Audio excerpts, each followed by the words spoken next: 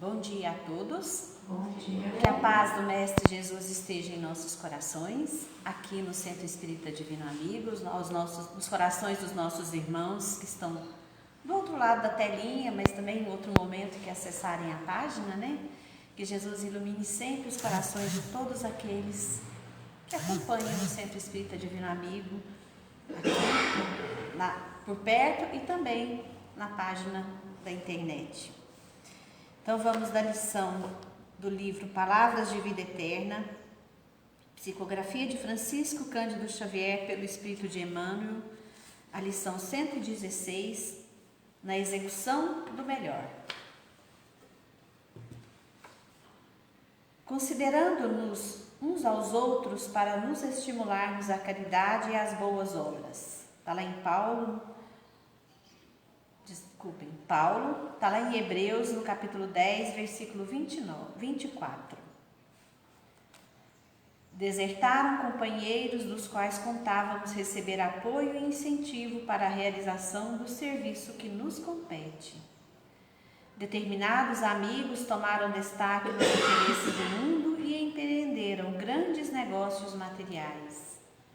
Outros granjearam influência política e como que se afastam da senda que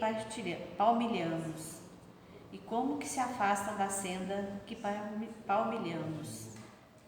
Outros ainda adquiriram prolongados compromissos de natureza familiar e jazem aparentemente agrilhoados às paredes domésticas.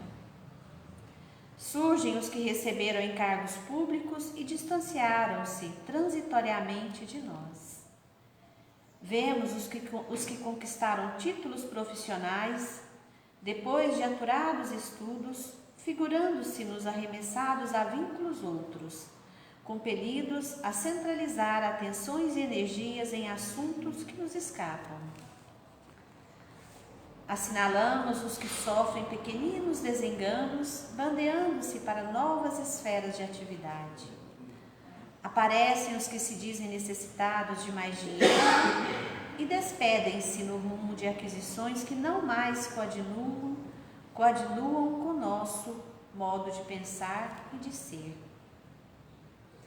Abraçamos sensibilizados os que se afirmam tangidos por imposições particulares, largando-nos o convívio por se transferirem de residência. Em muitas ocasiões, somos naturalmente induzidos a lastimar essa ou aquela modificação, premidos por nossa fraqueza humana. Entretanto, para todos os casos de semelhante expressão, a palavra do apóstolo Paulo é uma advertência ao otimismo e à serenidade. Seja qual for a posição a que nos Seja qual for a posição a que nossos companheiros sejam chamados, consideremo-nos uns aos outros por irmãos necessitados de apoio recíproco e saibamos estimulá-los à caridade e às boas obras, sustentando-lhes o ânimo no trabalho e auxiliando, quando nos seja possível, a cada um deles na execução do melhor. Fazer sempre o melhor, né? Em qualquer situação. Quando os amigos estão por perto, por uma contingência da vida, eles se afastam, né? Lembrando que o compromisso é nosso, de cada um. E nós não temos obrigação e nem compromisso com o compromisso. Nós temos responsabilidade com o nosso próprio compromisso, né? E graças a Deus nós acordamos todos hoje, animados e dispostos para o Centro Espírita Divino Amigo. E aqui estamos, né? Então, diante disso, eu convido a todos para que pensem em Jesus e vamos numa só sintonia de amor e luz, agradecer ao Mestre Nazareno, ao Divino Amigo, pela oportunidade que Ele nos dá nesta manhã luminosa de domingo, de estarmos reunidos em Seu nome. Aqui estamos, Jesus, no Centro Espírita Divino Amigo, ligados em comunhão com os nossos irmãos que estão do outro lado da telinha. E juntos, Senhor, nós te rogamos nesse instante por todos nós, encarnados e desencarnados, que estamos nesse empreendimento do aprendizado. E aqui estamos, Senhor, te rogando também as suas bênçãos para os nossos corações, fortalecendo-nos o ânimo, a coragem e a fé, e rogando ainda pela sopa que está sendo preparada na cozinha, que a espiritualidade maior daqui possa derramar sobre a sopa os fluidos benéficos, salutares da paz, da esperança e do amor para todos aqueles que fizerem uso dela. E assim, Senhor, onde a sopa entrar nos lares que onde nós vamos levar, que ela possa levar também a luz para iluminar os corações adormecidos e entorpecidos, despertando todos para a verdadeira vida, que é a vida com Jesus. Amado Mestre Jesus, aqui no Centro Espírita Divino Amigo, nós te rogamos pela nossa irmã que vem falar no Evangelho, que intuída pela espiritualidade maior aqui presente, pelos irmãos de luz que aqui estão, ela possa ter os pensamentos alinhados e as palavras possam sair, encontrando os nossos ouvidos abertos, ouvidos de ouvir. E nós te rogamos, Jesus, que a sua luz misericordiosa possa se espalhar não somente aqui no Centro Espírita Divino Amigo, mas também alcançar a todos os corações que se ligam ao centro. Colaboradores, companheiros de jornada do hoje, companheiros de jornada do ontem. Que o Senhor abençoe a todos, Jesus. E te rogamos então que o Senhor fique conosco, nos amparando e nos protegendo hoje, amanhã e sempre. E que assim seja. Carla, seja bem-vinda. Que Jesus te abençoe e te proteja. Tem uma aguinha aqui para você. Que você tem aí uns 40 minutinhos. Viu? Lembrando que a prece final é sua, para você terminar sua.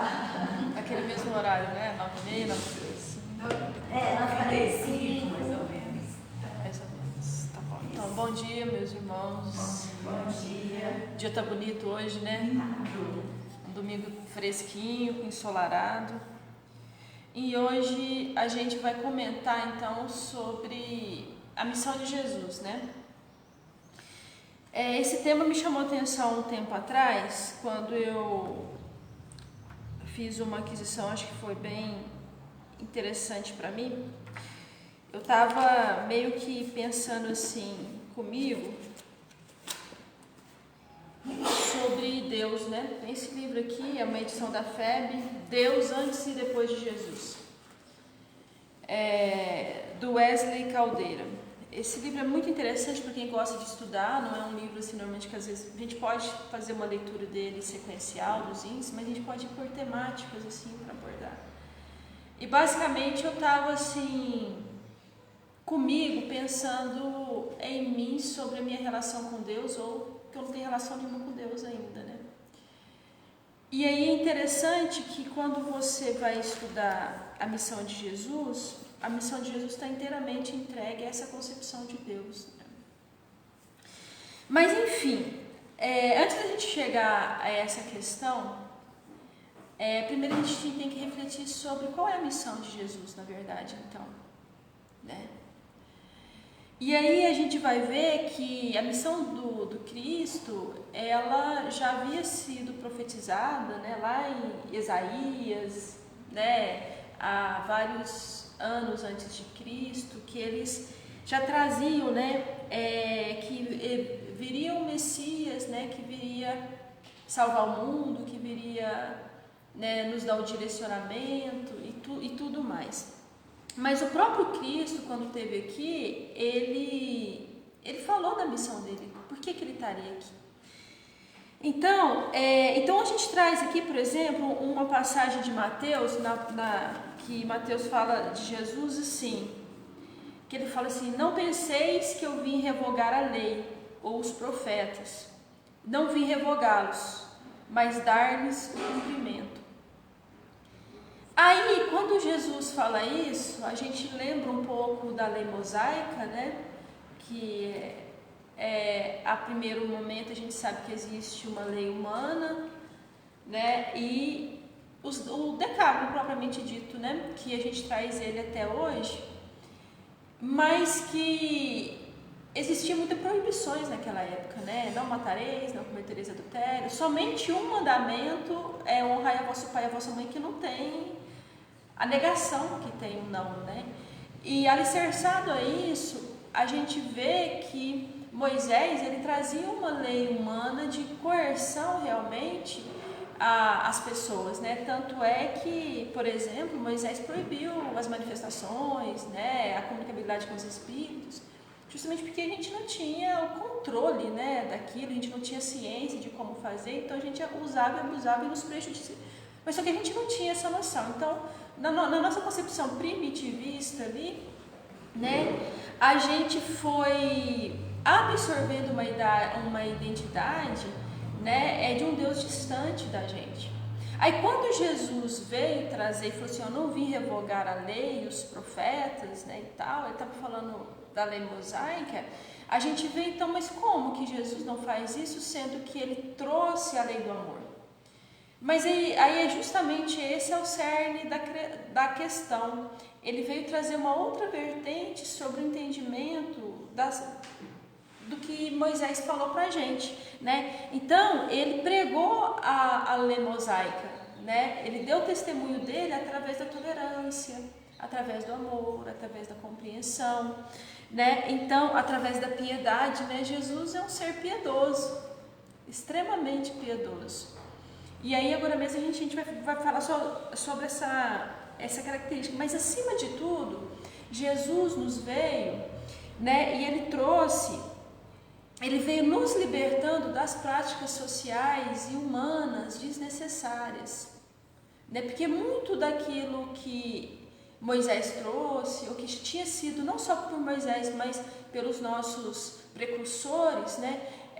Veio circunscrito a um período histórico, ao entendimento limitado de cada um, né, de cada missionário que veio, que cada um tinha sua limitação, para trazer essa concepção aqui. E ao mesmo tempo, isso tudo é absorvido com as nossas práticas sociais. A gente vê muito isso, lembrando agora de 50 anos depois, né, um dos romances de Emmanuel, quando o Marinho, na verdade, né, a Célia chega lá naquele mosteiro lá e ela é apaixonada por Cristo, amando ele profundamente, e começa a ver a obra de Cristo sendo apregoada através de imagens, de santos, ou seja, a gente já estava ali, né, também pegando a pureza doutrinária do Cristo e circunscrevendo os nossos costumes daquela época. E se a gente percebeu hoje, a gente tem isso dentro da casa espírita ainda. Essa pureza do Cristo a gente deixa ainda impregnada por coisas que a gente ainda não conseguiu se desvencilhar, né? Sobre os nossos métodos, as nossas práticas, né? Então, a forma com que a gente consegue entender. Então aí Jesus, então, por exemplo, uma prática antiga da época, né, antes de Jesus, é que você tinha que lavar as mãos, né? Jesus trouxe o quê? A pureza interior. Jesus veio dar um outro viés a vários costumes exteriores que se predizia que se tinha salvação, né? Então, por exemplo, às vezes a gente fala assim, eu costumo brincar assim, às vezes a gente acha que a pessoa humilde, a pessoa simples, aquela pessoa de bom coração, é a pessoa que fala manso, pacífico. Eu fico vendo, né, pegar esses homens de 2 metros de altura que joga basquete, não duvido que eles tenham uma voz assim. Como é que eles não vão pro reino de Deus? Eles vão ser salvos? Só porque o timbre de voz deles é mais alto? E às vezes a gente tem essa interpretação como sendo... Aí o que a gente faz? A gente diminui o tom de voz, a gente fala baixinho, e por dentro tá pão bolorento. Desculpa essa expressão. Mas é porque a gente vai nas exterioridades ainda. E Jesus ele fala assim, não é nada disso. Olha, esquece, não é nada disso. E aí mesmo assim a gente fica preso às opiniões alheias, né? O que as pessoas vão pensar, o que o movimento espírita vai pensar, o que os meus irmãos católicos vão pensar, né? O que a sociedade vai pensar, né? E assim sucessivamente. Mas, então o que a gente tem que fazer, né? Que Jesus teve, bacana, né? Jesus teve um encontro com Pilatos que ele falava assim: para isto nasci, e para isto vim ao mundo, para dar o testemunho da verdade. Então a missão do Cristo disse isso também, né? Eu vim dar o testemunho da verdade. Mas Jesus veio dar o testemunho da verdade alicerçado com amor. Né? Então, e qual que é a verdade de Jesus? É sempre essa pergunta: qual que é a verdade de Jesus? Né? O que Jesus veio fazer aqui? Né? A grande missão de Jesus, quando ele veio aqui, ele veio falar o quê? Da vida eterna. Ele veio falar que o corpo sobrevive, a alma sobrevive à morte do corpo. Que o corpo é só um envoltório. E por isso que ele teve que ressuscitar, né? Ele teve que voltar 3 dias depois e mostrar, para provar naquela época, por A mais B, que ele não morreu, que a morte existe. Ele precisava fazer isso.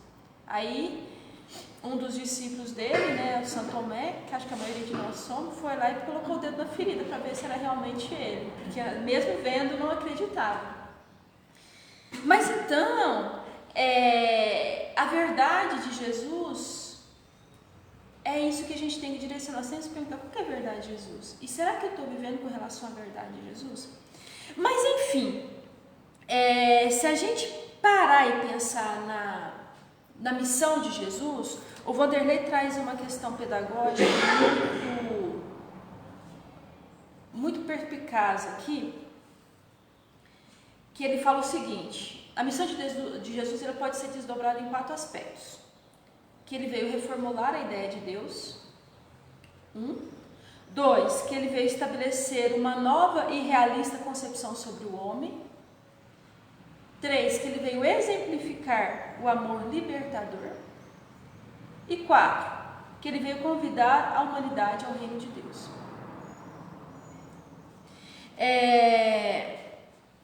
E aí, diante disso, tem 2 passagens de Jesus que Vanderlei coloca aqui, que eu acho que é muito interessante, que acho que a gente pode resumir a missão de Jesus, porque Jesus, quando fala assim: segue-me e eu vos farei pescadores de homens. A outra ele fala assim: eu vim para que tenham vida e que a tenham em abundância. A resumo da tarefa do Cristo é isso. Então, se Jesus veio, falou: segue-me e eu lhe farei pescadores de homens, o que Jesus quer de nós? Qual que é a proposta de Jesus para nós, como irmãos, e ele como mestre querendo nos ensinar? E se a tarefa dele resume para que ele veio para que nós tenhamos vida e abundância, que vida é essa que Jesus quer nos dar?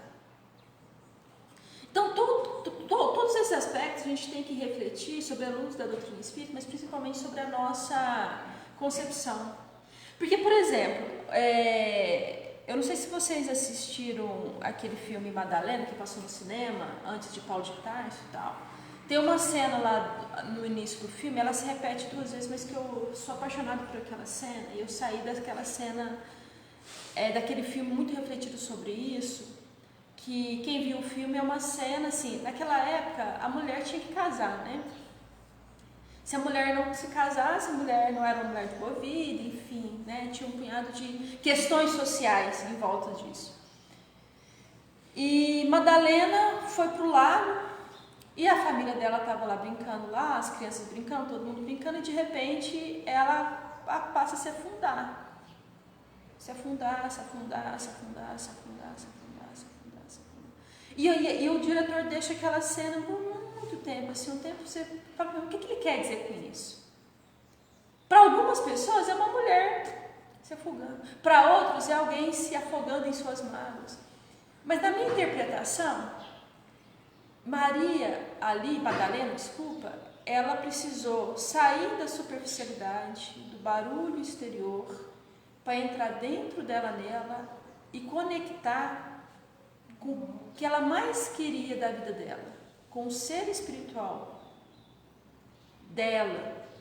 Porque para muitas mulheres, às vezes as mulheres não querem casar.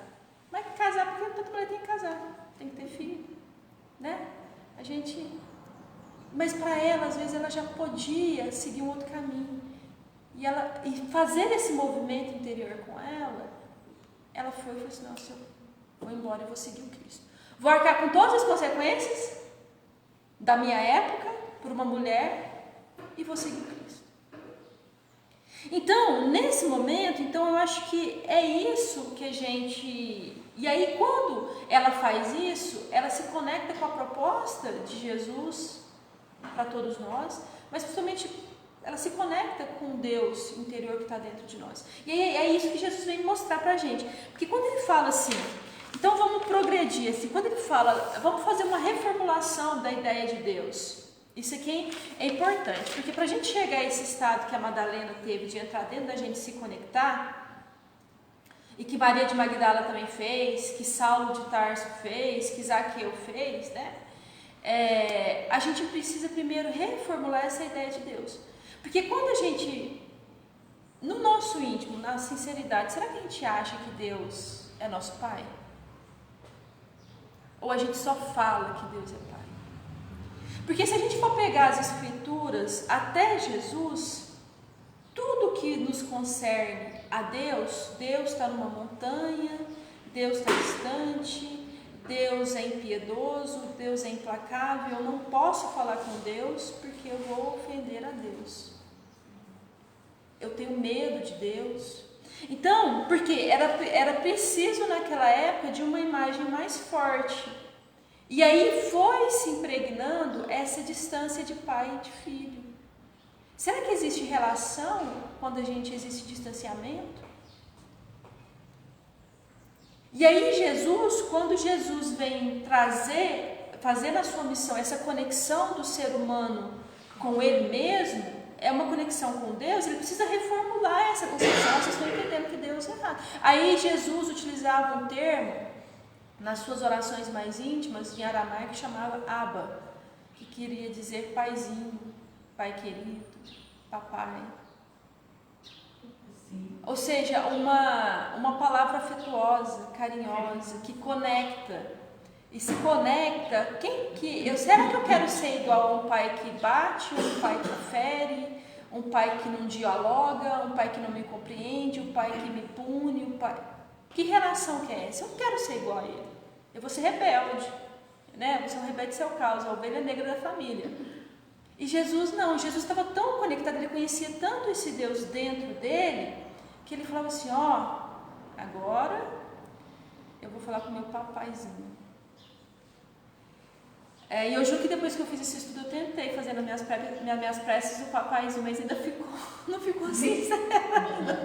Mas a gente vai lutando, a gente vai fazendo essa conexão, a gente vai conectar. E porque eu nunca tinha prestado atenção nisso, e a gente faz a nossa prece, né? A gente só chama o Pai de Criador, o Pai de Senhor. Quem que é o Senhor numa família? Aí a gente está aqui numa sociedade, no século XXI, mas ainda numa sociedade totalmente que ainda patriarcal. Se a gente for lembrar, e uma sociedade patriarcal, gente, do período do feudalismo. Isso já acabou há mais de 300, 400 anos. Mas a gente ainda está nesse período do feudalismo. Dos nossos costumes. Somos fiéis ainda, sim. Exatamente. Então o Senhor, o filho que obedece, o filho não questiona. O pai fala como que você deve se comportar. E aí nesse inteirinho, Jesus então, ele vai trazer uma unidade, a união, né, entre pai e filho. Mas Jesus não vai falar que eu sou o pai. Jesus fala, né, eu sou imagem, nós somos imagem e semelhantes, né? O pai está em mim, eu estou no pai. Então ele vem falar para a gente que existe uma conexão que a gente tem que ter.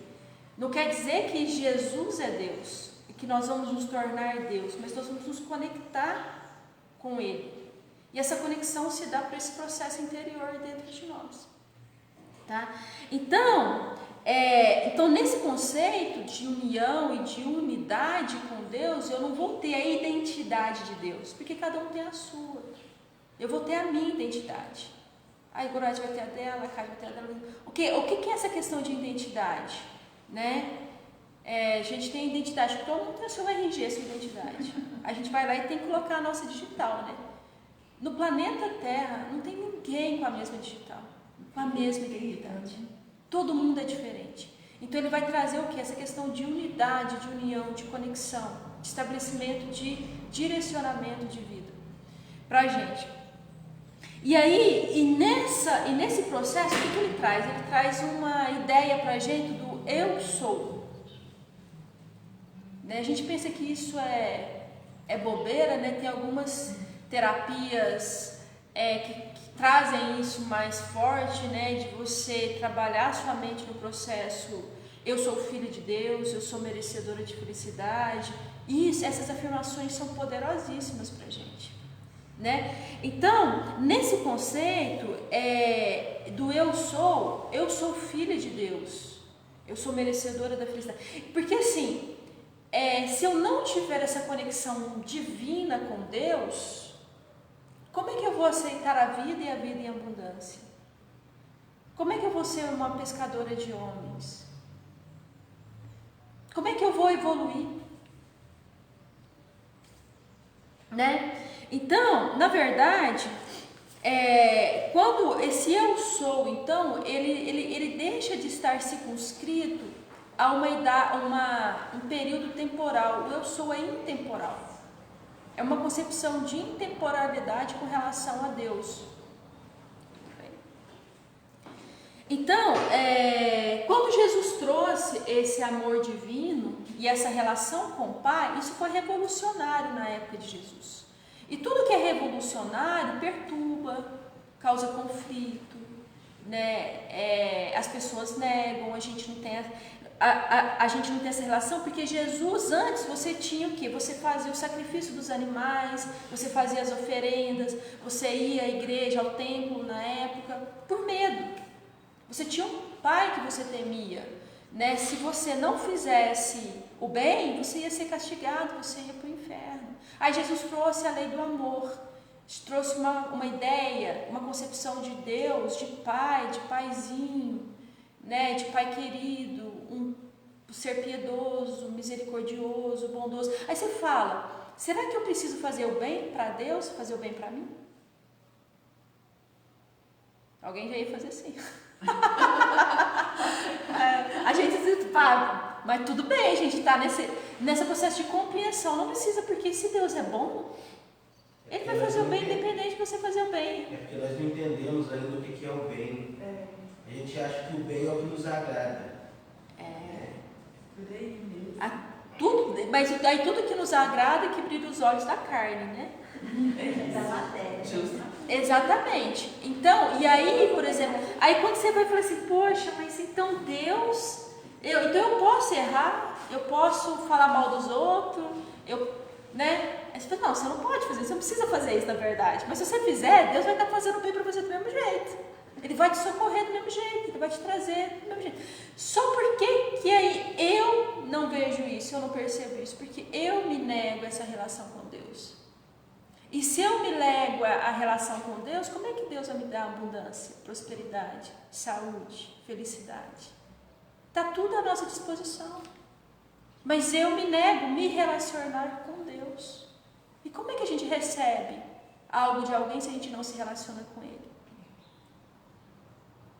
Como é que eu quero receber um presente da Kátia se eu não relaciono mais com ela? Briguei com a Kátia, não quero mais conversar com a Kátia.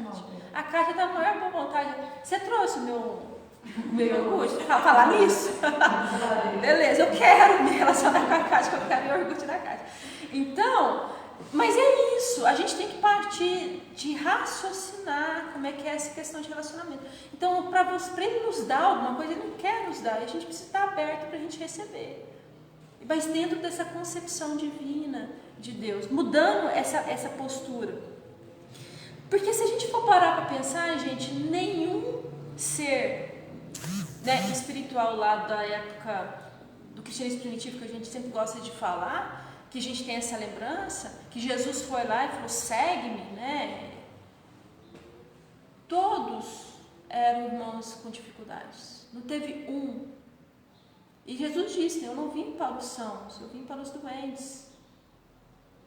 Né? E aí quando você vê, quando cada um conseguiu se entregar ao Cristo, a vida não foi fácil, mas os cabras evoluíram. Nessa entrega em uma reencarnação aí, quantas reencarnações Saulo de Tarso não levaria se não tivesse feito aquela entrega? Em uma encarnação. Entrando aqui como um doutor da lei autoritário, fiel à lei mosaica, que é uma lei de Deus punitivo, né? Saulo, né, de Tarso, para Abigail, né, o amor, né, de almas dele virou e falou assim, se você não é se você não quer nada comigo, então você não é minha amiga, se você não é meu amigo, você é meu inimigo. Ele fala isso para Abigail. Porque naquela época era isso, você é amigo, se você não é amigo, você é inimigo. Então, se você é inimigo, eu posso fazer com você aquilo que eu quiser.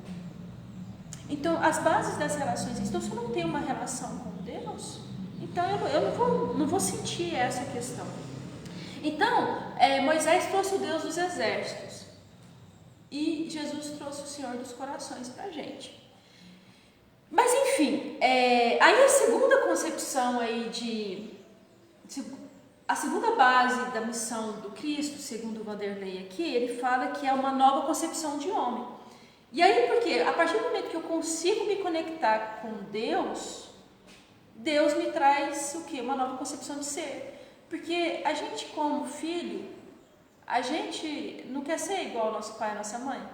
Os filhos não pegam nos pais uma referência de crescimento, de identidade, de postura, de moral. É do mesmo jeito. Mas é preciso haver essa conexão divina. E aí, por isso, então, né, que a gente... Peraí, deixa eu só ver aqui. Mais uma vez, 3, 4... Formulação de Deus. Então, aí, acho que é por isso aqui, ó. Voltou. Que Jesus vem e fala novamente sobre essa questão dessa palavra aramaica Abba. Né? Se eu tenho esse amor por esse paizinho, por esse pai querido, eu consigo me conectar com ele, entender, compreender e querer ser como ele, agir como ele. E quem faz essa ponte para nós agirmos como Deus está em Jesus. Olhar para Jesus, como Jesus agiu, é olhar para Deus como Deus age. É a mesma coisa, porque eu e o Pai somos um. Ele já está conectado com o Pai. Ele faz a vontade do Pai e ele só faz o bem, né? E aí, gente, a gente lembra uma coisa. Ontem até eu comentei isso no nosso grupo. A gente tá lá. Quando a gente passa um dia, uma tarde, sei lá, conectado, fazendo bem, levando cesta básica, fazendo lanche, fazendo sopa, ouvindo aqui, fazendo ou em casa fazendo alguma coisa que a gente se conecta com aquilo, a gente sente bem. A gente sente uma alegria genuína na gente, uma felicidade, uma tranquilidade. Eu lembro quando a gente fazia apresentação de teatro, era um sacrifício, sim. A gente acordava cedo, fazia montagem do cenário, ficava o dia todo envolvido. À noite apresentava, às vezes apresentava para meia dúzia de pessoas encarnadas. Muitas vezes a gente fez isso. Depois desmontava tudo, chegava em casa meia-noite, 1h da manhã, e a gente falava, nossa, gente, o corpo arrebentado. Mas você ficava bem assim 2, 3 dias na vida. E aí você fala assim, mas por quê? Será que a espiritualidade, você fez o bem e tal? Não, você conectou com aquilo que você é, com Deus seu. Deus faz o bem o tempo todo. Então, se a gente quer se sentir bem, feliz, a gente tem que praticar o bem, fazer a caridade, fazer o bem. Porque essa alegria espontânea que nasce da gente quando a gente está numa obra benemérita, é nossa, é a nossa conexão com o divino. Essa alegria, essa leveza, está em nós, porque o natural do espírito é fazer o bem. Não é perturbação, não é desequilíbrio, não é crime. Nada disso é natural nosso. O natural nosso é fazer o bem. Então, mas ao mesmo tempo, a gente tem que lembrar que na própria oração, Jesus trouxe, né, o Pai Nosso que estais nos céus. Né? Então, às vezes algumas pessoas podem falar assim, mas a Carla está falando que Jesus trouxe essa questão de paizinho, tal, que está dentro da gente, mas que a gente tem que se posicionar, mas o próprio Jesus não falou isso. Ele falou, Pai Nosso que estais nos céus. Né? Mas é porque ele envolveu a Deus em tudo aquilo que ele criou. Né? Mas a gente deve lembrar dessa conexão com esse ser espiritual dentro da gente. Então, uma coisa capital, quando a gente se conecta com Deus nosso, a gente se conecta com a nossa autoestima, com o nosso amor próprio, a gente se conecta com tudo aquilo que nos faz bem, e às vezes tudo aquilo que nos faz bem nos faz ir contra aquilo que as pessoas em nossa volta estão fazendo, que acham que é da moral e dos bons costumes da época. Mas a gente já está, porque Jesus foi um líder libertário. Ele libertou almas dos grilhões e dos costumes das épocas ultrapassadas. Né? Então, a relação de Jesus com Deus, baseada na convivência com o Abba, exemplificou ao homem um vínculo mais profundo e consolador com o Criador, poderosa inspiração a conduzir ao arrependimento e à reabilitação moral dos enganos do caminho. Então, uma coisa interessante, então, quando eu me conecto com esse paizinho, o que eu faço? Tanto eu me abro para as grandes verdades, para uma nova postura mental, emocional, espiritual, tá? Mas ao mesmo tempo, eu tenho compaixão por mim. Eu busco me corrigir das minhas atitudes sem aquele pieguismo ou sem aquele sentimento de culpa que paralisa e que estagna a gente. Porque isso não resolve problema nenhum. E aí, mais uma vez, voltando sobre a pedagogia divina, que é baseada na lei do amor, e a gente sabe que a pedagogia divina, além de ser baseada na lei do amor, é uma pedagogia divina baseada nas experiências sucessivas das vidas reencarnatórias. Então, experiências, a gente está vindo aqui sucessivamente ter experiências. Então, se eu não me permitir viver a experiência, como que eu vou aprender? E aí, mas ainda eu trago dentro de mim esse Deus punitivo que fala, mas se eu der vazão ao meu querer, Deus vai me punir. Deus vai me culpar. Eu não vou entrar no céu. E aí a gente vai daqui a pouco falar da última concepção de Deus, né, dessa última missão de Jesus, que é essa questão dessa conexão com esse reino de Deus, né, para a gente entender aqui. E aí, mas enfim, nesse aspecto, então, quando eu me relaciono com Deus e eu passo a ter uma nova concepção de homem, eu imito a Deus. Eu não sei se eu falei aqui da última vez ou das outras vezes que eu tive aqui, Joana de Anjos fala numa obra dela, Vidas Vazias, que Francisco de Assis foi o único ser espiritual na Terra até o momento que imitou Jesus. Olha que situação, se fosse eu já estava como professor, se fosse eu só um, mas só um imitou Jesus. E aí então se ele imitou Jesus, ele imitou Deus. Então essa conexão com Deus, essa conexão, essa reformulação de homem vai fazer com que a gente imite Deus. Então nossos esforços é para imitar Jesus, para que a gente possa chegar ao nosso Pai. Tá? Então, a nova concepção de homem está relacionada com essa concepção que eu tenho de Deus, desse paizinho querido, desse amor. E aí, a terceira missão, né, a terceira base da missão do Cristo, segundo Vanderlei, é a exemplificação através do amor. A exemplificação do amor libertador. A exemplificação do amor libertador. Tem uma diferença disso. Jesus disse o seguinte: tudo aquilo, portanto, que quereis que os homens vos façam, fazei-vos a eles, pois esta é a lei dos profetas. Então, aqui mais uma vez, Jesus tira aquela negação não matareis, não cometereis adultério, não façais ao próximo aquilo que não querias que vos faça, mas simplesmente faça aquilo. Tem uma postura ativa. Então, quando você está no amor libertador, você faz aquilo para o outro, aquilo que o outro quer.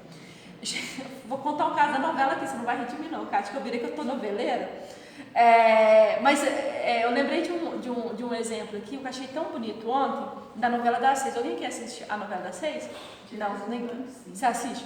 A Heloísa encontrou a filha dela, Olivia, né, a Clarinha dela. E foi tão bonito ontem, numa cena, a mãe foi lá e confrontou o homem que roubou a filha dela, né?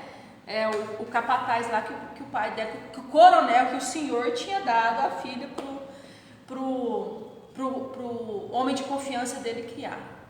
E na cena, é uma cena assim, curta, de uns 3 minutos, né? Eu que gosto de arte, eu fico pensando, gente, que autora bacana. A mulher muito boa, ela virou assim, e eles estavam com medo, né?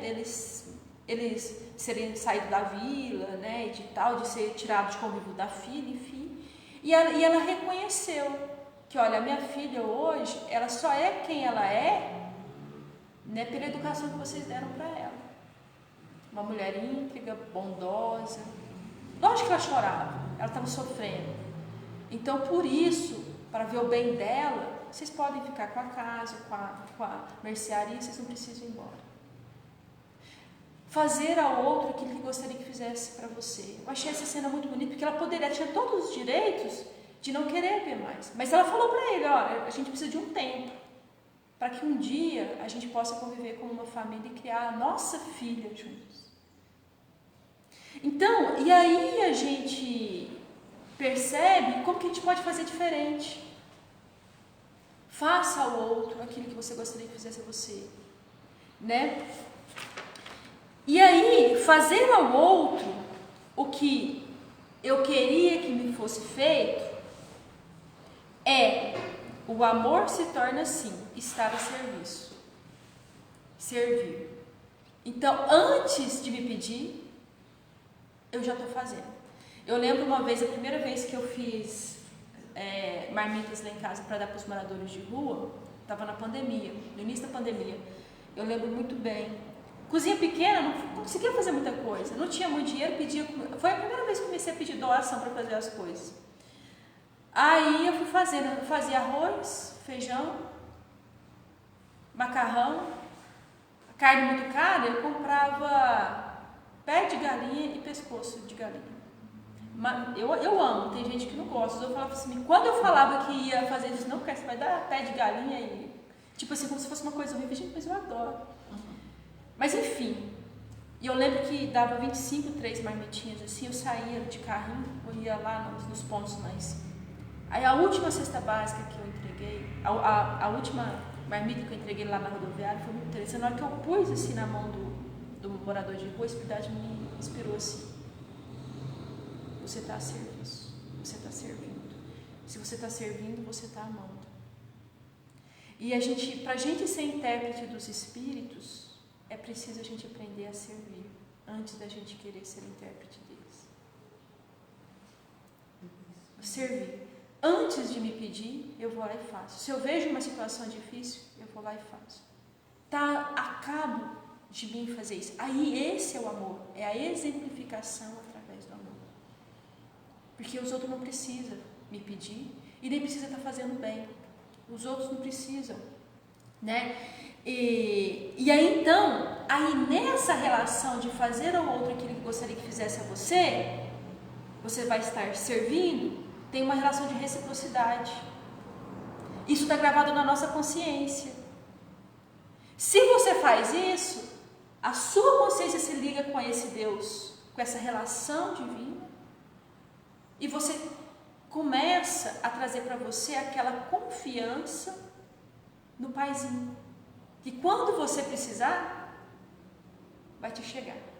Uma outra coisa maravilhosa que aconteceu comigo nessas andanças da vida, ainda na pandemia, a gente começou a fazer essas campanhazinhas, de repente chegaram pra gente, eu via as pessoas pedindo isso, pedindo aquilo. A minha irmã enfermeira, ela virou assim, Carla, tem uma mulher aqui que ficou internada, tá assim, assada, vai ficar na cama, uma situação. não estava com Covid nem nada, mas tinha dado à luz, ia ficar na cama por muito tempo, o pai desesperado. Vamos, não tem nada, vamos pedir leite? Vamos. Começamos a fazer campanha. Gente, começou a vir dinheiro. Eu falei assim, gente, não parava de chegar dinheiro para essa mulher. E tal, e vinha, e pegamos, e tínhamos fralda, e tinha roupa de criança, e tinha leite especial, e tinha, quando viu naquela época, a gente somou só para essa família mais de quase R$2.000, 1.800 alguma coisa. Eu falei assim, mas o que é isso? De repente, eu ligo pro fulano, seguinte, a gente tem aqui, a gente conseguiu esse dinheiro aqui. Eu falei assim, nossa, eu estou com 4 prestações da minha casa atrasada, eu ia perder minha casa. Eu falei assim, meu Deus do céu, Deus sabia da necessidade dele. E com filho pequeno, com filho recém-nascido, com mulher doente, ele estava correndo o risco de perder a casa. Deus. E a conexão com o paizinho que ele tem. A força. A força que ele tem. E o merecimento. O merecimento. Mas esse merecimento que é essa ligação, né? Mas Deus faz isso para todos nós. Para todos. Pai, ele é desse jeito para todo mundo. E aí, eu falei assim, aí, gente, aconteceu comigo isso. Passou um tempo, meu pai descobriu que estava com câncer. Não deu 2 meses, meu pai descobriu que estava com câncer. Ele tinha um convênio do Ipzeng da esposa dele, mas tinha um exame que o convênio não cobria. E só o exame lá inicial para fazer negócio do câncer era R$6.500. A gente não tinha esse dinheiro. A gente falei assim, então vamos pedir para a família e tal. Gente, eu juro para vocês, a gente saiu do consultório médico 11 horas da manhã, 5 horas da tarde, a gente tinha R$8.000 na conta. E aí eu vi uma coisa, Deus me mostrou lá atrás que eu podia confiar. Deus não te dá uma prova sem antes Ele te falar, entrega. Sem solução. Sem solução. Não existe prova sem solução. Então é isso que Jesus veio trazer pra gente. Confia nele, faz todo esse processo. E pra gente finalizar, que eu acho que aí a gente pode deixar um próximo estudo mais aprofundado, que Jesus trouxe pra gente um convite de reino de Deus. Né? Mas onde que está esse reino de Deus? E aí, mais uma vez, nas Escrituras, a gente vai achar o reino de Deus está entre vós, está em vós, está dentro de vós, né? A Haroldo Dutra já adota a concepção, o reino de Deus está dentro de nós, que é uma concepção mais coerente que a gente acredita. Isso é estudo, tá, gente? O reino de Deus está dentro de nós. E aí, quando a gente fala que o reino de Deus está dentro de nós, e para a gente fazer essa conexão com esse reino de Deus dentro de nós precisamos fazer obras sociais para que esse reino de Deus que está dentro de nós se transforme externo. Por isso que a fé tem que ser ativa. Não existe fé sem obras. Não adianta a gente continuar vindo no centro, rezando, tomar passe, fazendo reunião mediúnica, se a gente não tem uma proposta social nossa de melhoramento externo da nossa sociedade. Pessoal, a gente tem que lutar para mudar o externo. E aí, porque o interno está sendo transformado, e isso extrapola o externo. Né? Você vê a obra de São Francisco de Assis.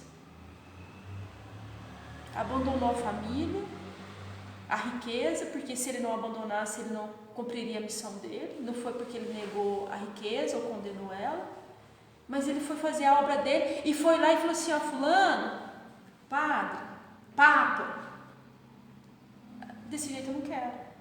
Eu não quero essa riqueza, eu não quero isso. Eu quero construir a igreja de São Damião, pode. A missão dele. Mas aí, naquele filme Dois Papas, tem um texto muito lindo lá, estou terminando, tá, gente? Estou muito extrapolada, mas que fala assim, que São Francisco de Assis, no momento quando ele teve a visão da igrejinha de São Damião, e ele ouviu Jesus falando assim, reconstrói a minha igreja, São Francisco de Assis era muito prático, né? Ele achava que era para reconstruir a igrejinha mesmo, ir lá, pegar pedra sobre pedra e colocar. Reconstrói a minha igreja, se reformula a concepção dos homens sobre o que é estar comigo, estar com Deus. Porque ele já tinha deteriorado muita coisa, né? Desde a vida do Cristo, Aí veio o feudalismo, né? Veio toda aquela... A Idade das Sombras, né? Reencarnou vários irmãos precisando e aí não precisava reformular. Então, às vezes a gente precisa lutar. E às vezes vai ter que encontrar os nossos colegas espíritas, porque às vezes ainda tem muitos católicos apostólicos romanos agindo dentro do movimento espírita. Vestidinho de doutrina espírita. Né? Vestidinho de doutrina espírita, bonitinho. E não é isso. A doutrina espírita, Jesus é uma doutrina ativa, no social. Vendo a reportagem sobre os 20 anos do desencarne do Chico Xavier, o filho dele, Euripides, fala: o melhor lugar que o Chico gostava era a periferia. O melhor lugar que ele gostava de estar é com a periferia. E é lá que Jesus está.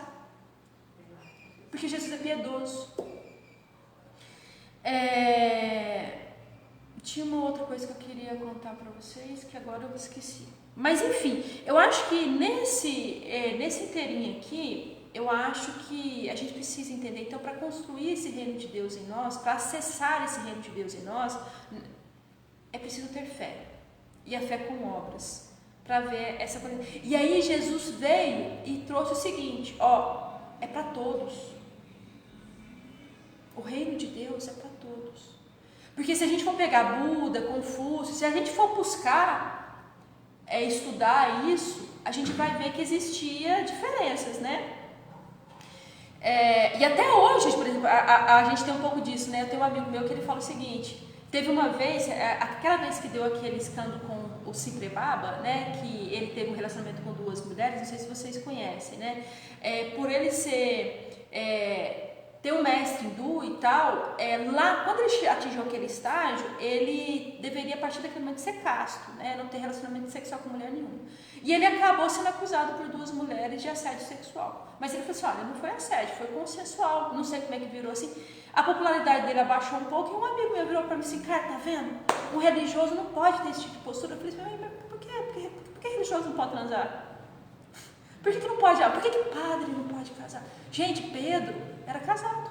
O primeiro papa era casado, tinha família. E aí não, para ter relação com o divino, você tem que ser puro na carne. E Jesus trouxe a pureza do coração. Então são essas concepções, são essas coisas que a gente tem que criticar. Não para a gente acusar aqueles, né, que estão em nossa volta, família, das nossas religiões, que estão vivendo assim também. Mas porque talvez a gente já pode se libertar disso. E conviver, porque Jesus convivia com os indiferentes, com as pessoas que não pensavam como ele. Mas ele tinha paz, porque ele estava conectado com o Paizinho. Né? Então é isso, a gente tem que ter uma visão crítica, né? Eu como professora, eu gosto da pedagogia de Paulo Freire. Muita gente não gosta, né? Porque tem uma concepção que não estuda Paulo Freire, né? É uma pedagogia libertária também. E Paulo Freire foi para a periferia alfabetizar a exemplo do Cristo.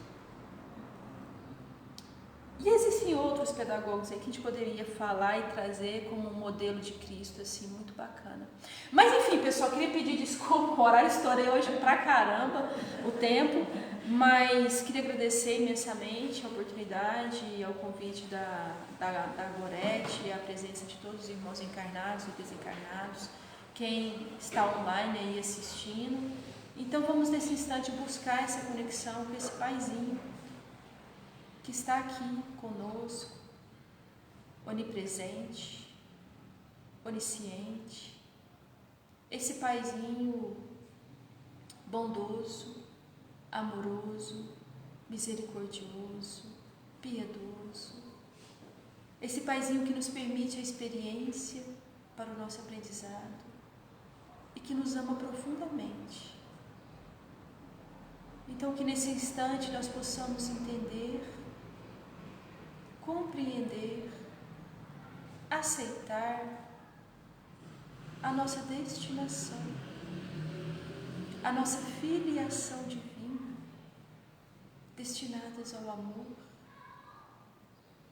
à paz, à fraternidade, à construção de um reino novo, o reino de Deus, dentro de nós. Senhor Jesus, sê conosco hoje e sempre. Ensina-nos, Senhor Jesus, a ser mansos e humildes de coração. Ensina-nos, Senhor Jesus, a seguir os teus passos, a ter fé na tua verdade e a viver a tua vida. Ensina-nos, Senhor Jesus, a sentir o nosso Pai em nós, a ser um canal do amor, a fazer o bem, para que o nosso Pai seja glorificado aqui na terra. Nos fortaleça, Jesus, na nossa caminhada. Nos ensina a praticar conosco a sua lei do amor, ó Pai. Agindo conosco com bondade, com alto amor, com autoaceitação, com alto perdão. Nos ensina, Senhor Jesus, a ter coragem, a coragem cristã. Senhor Jesus, ensina-nos a amar incondicionalmente. Pai nosso que estais nos céus, santificado seja o vosso nome. Venha a nós o vosso reino, seja feita a vossa vontade, assim na terra como nos céus. O pão nosso de cada dia nos dai hoje. Perdoa, Pai, as nossas dívidas, assim como nós perdoamos aqueles que nos têm ofendido. E não nos deixeis cair em tentação, mas livrai-nos